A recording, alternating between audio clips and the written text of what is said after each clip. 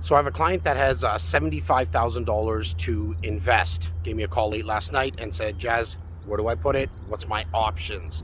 So before I go into that, do me a favor.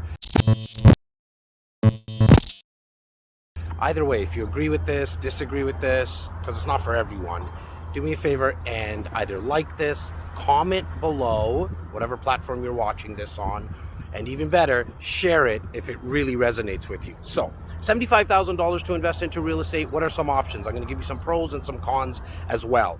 A, you can invest it into a mortgage, like a second mortgage. There's a lot of people who need help with their down payment.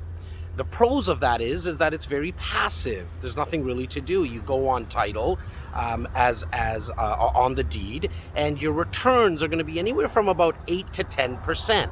To me, compared to the other places you can put it, that's probably something that you really need to consider. The other place that you can put the $75,000 is into like a land development deal. We have a lot of companies that we deal with as well. At any time, just shoot me a DM or a message if you want to be introduced to them.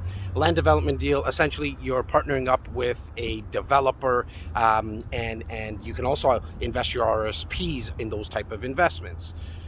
One of the pros is, again, very passive, higher returns. You're probably looking at anywhere from about 15 to 18% year over year, but it's a much longer term investment. What do I mean by that? Well, your money's tied up there for probably anywhere from 4 to 6 years, probably closer to the 6-year mark. Now, the third option is an income property.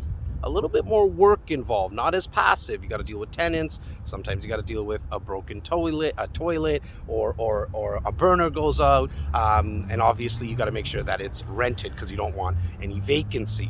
But the returns on an income property that we see here in the Greater Toronto Area and in most areas in the country, you're probably looking at closer to anywhere from 27 to 33% year over year.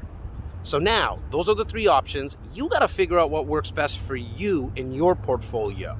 Again, if this resonated with you, press the share button on whatever platform you're watching. Love you guys. Take care.